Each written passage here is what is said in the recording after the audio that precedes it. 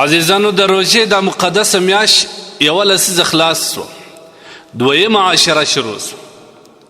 که خدای نخواسته هغه اوله لسیزه زموږ څخه په غفلت کې تېره سوې، خو بیا هم الحمدلله موږ چانس لرو. دغه دویمه عاشره دا د مغفرت عاشره ده.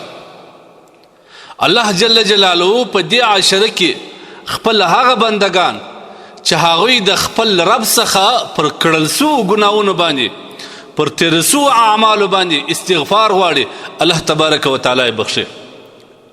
د رمضان په میاشته کې کوم کسان چې د الله جل جلاله څخه پر خپلو تېر سوو ګناهو باندې، پر خپلو تېر سوو اعمالو باندې هغه اعمال چې هغه د الله د نافرمانۍ ذریعه جوړه سوې ده او د الله د ناراضګۍ ذریعه جوړه سوې ده، که چیرې دا بندگان الله ته یې عجز وکړي چې خدای دا د مبارکه میاشت ده، دا د مغفرت میاشت ده، دلته ستا رحمتونه پر جوش راغلی دي. ای الله که ما وبخښې ستا په دا دومرې بندګانو کې ستا په خدایي کې کمی نه راځي، ستا دومرې عظیمه خدای ده. ای الله ما وبخښه، الله دې بخښي. الله جل جلاله ته د بنده توبه ډېر زیات خوند ورکوي. قرآن کې بار بار الله وایي وتوبوا الی الله جمیعا، ای مؤمنانو ټول خدای تبارک وتعالی ته توبه وباسئ. هغه اعمال موږ ټول بني آدم یو، د آدم بچي یو، زموږ نه خطا کیږي، ګناه راسه کیږي، کل بني آدم خطا، لیکن بدبخت د آدم بچی به د ځان نه جوړو، بدبخت انسان به نه جوړو چې بغاوت کوي او پر خپلو بغاوت په خپلو اعمالو باندې، پر خپل بغاوت باندې الله تبارک وتعالی ته پښیماني نه ښکاره کوي. د الله رسول وایي وخیر الخطائین، په ګناهګارانو کې هغه نافرمانه بندګانو کې بیا غوره الله ته خوښ بندګان هغه دي چې پر خپلو ګناه باندې بیرته الله تبارک وتعالی ته استغفار او توبه بس. قرآن کې الله یا ایها الذین آمنوا توبوا الی الله توبة نصوحا، ای زما مؤمن بندگانو خپل رب ته په صحیح ډول په صحیح طریقه باندې توبه نصوحا وباسئ. قرآن کې الله تبارک وتعالی په بار بار موږ ته د توبې پیغام را کړی چې پر خپلو تېر سوو ګناهونو باندې توبه وباسه. هغه کسان چې توبه وباسي، نیک اعمال پیل کی، الله پاک جل جلاله د دې کسانو سره د جنتو وعده کړی، الله پاک جل جلاله د پراخ رزق وعده ورسره کړی، الله پاک جل جلاله د بارانو ورېدو وعده ورسره کړی ده، الله د نیک صالح اولادو وعده ورسره کړی ده. دا د هغه کسان سره چې هغوی پر خپلو ګناهو باندې، پر خپلو تېر سوو اعمالو باندې، پر خپلو تېر سوو نافرمانۍ باندې د الله تبارک وتعالی څخه توبه وغواړي. ځکه دا د بنده د اصل بنده علامه دا ده چې هغه پر خپل کړنو باندې پښیماني ښکاره کړي. د پښیمانۍ نه موږ ته یو شی ودرېږي چې هر څه ناکي مو وکړه، رب مې ناراضه کړي، دا خپله توبه ده. حدیث کې راځي نبي علیه صلات وسلام وایي الندم توبه، دا پښیماني په خپله یو توبه ده.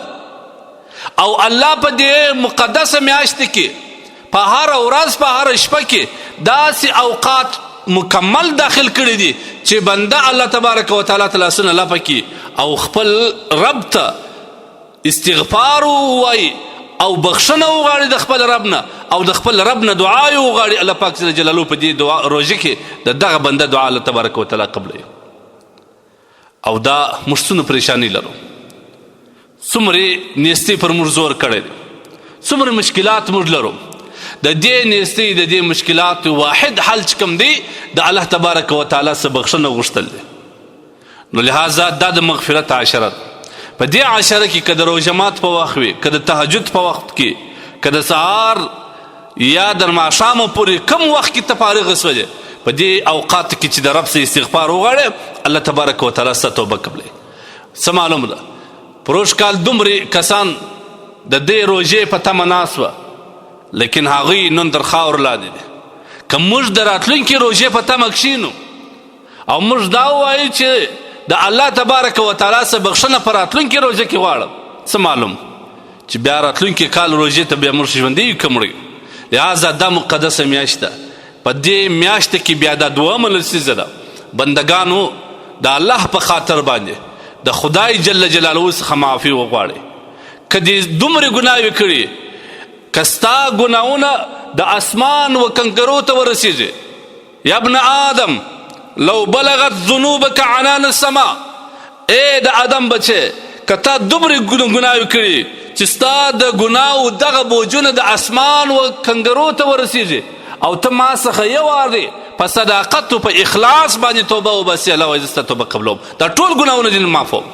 داسې هم نه چې بیا د قیامت په ورځ باندې په اثرات معلومیږي ستا په عملنامه کې چې دا ګناه معاف شوی، یا داسې معافوم چې د فرشتو نه هم یېر کړم، هغه کرام کاتبین چې ستا پر اوږو ناست دي، هغه بندګانو چې ته لیدلی د هغو د ذهن هم وباسم او دا اعمالنامې څخه یې داسې محو و صفا کړم چې بیا هېڅ اثرات په دې کې نه وي.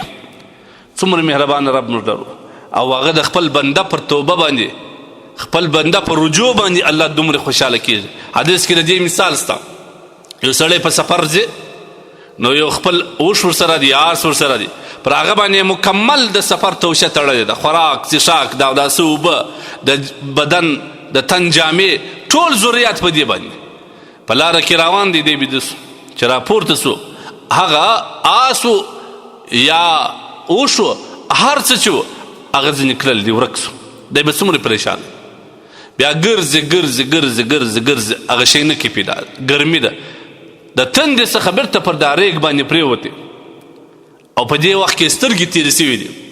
کله چې بیا راکښېني هغه اوښ یا آس یې سر ته ولاړي، هغه سامان ټول پر تړلي، نو به دی څومره خوشحاله سي. الله د بنده په توبه باندې د دې زیات خوشحاله کېږي. زما رب ما او تا څه ضرورت لري، لیکن دا د رب مینه ده د خپلو بندګانو سره، دا د رب رحم او شفقت دی پر خپلو بندګانو باندې. لیکن که چیرې بندګان د خپل بغاوت نه لاس واخلي او توبه وباسي، گویا دی د خپل رب مهرباني ته په قدرداني وکتل، او که بیا هم بغاوت ته یې مخه کړي، د الله نافرماني ته مخه کړي، د الله د دې رحمت باک نه کوي، دا کسان په باغانو یا غیانو بندګانو کې دي، دا کسان ته به الله پاک جل جلاله سخته سزا ورکوي. لہذا په دې اخره لسیزه کې نه بلکې د مابین لسیزه ده، دا عشره، دا لسیزه دا د مغفرت عشره ده. په دې کې باید موږ څومره احتیاط وکړو، څومره توبې وباسو، څومره استغفار ووایو. که روان یم استغفر الله وایه، که ولاړ هم استغفار وایه، که چیرې پروت هم استغفار وایه، که په لمانځه څخه وروسته هم دعا کړي الله تبارک وتعالی ته د خپل ټولو ګناهونه الله تبارک وتعالی ته اقرار وکړه او بیا پر هغه باندې استغفار وغواړه. دا روژه و بیا ستا دپاره د ګناه د معافېدو داسې ذریعه سي. حدیث کې هم دا راځي چې دغه روژه که چیرې بنده د الله د رضا مطابق، د الله د منشا مطابق روژه تېره کړي او بیا استغفار وغواړي، دغه روژه د ده دپاره دا رقم سوه، دی داسې صفا کوي لکه څنګه چې یو ماشوم د خپل مور څخه پیدا سي، پر هغه باندې د ګناه اثرات نه، هغه د ګناه نه پاک وي. دغه بنده په دې روژه کې الله پاک جل جلاله د ګناهو نه داسې صفا کوي. نو دا چانس دی، موږ باید د دې څخه ګټه واخلو، موږ باید د دې طلایي چانس څخه فایده واخلو او دا د ځان دپاره د کامیابۍ یو ذریعه وګرځو، د بخښنې یو ذریعه وګرځو، لا زیات د نافرمانۍ ذریعه نه وګرځو، کنې بیا به موږ الله تباه کوي.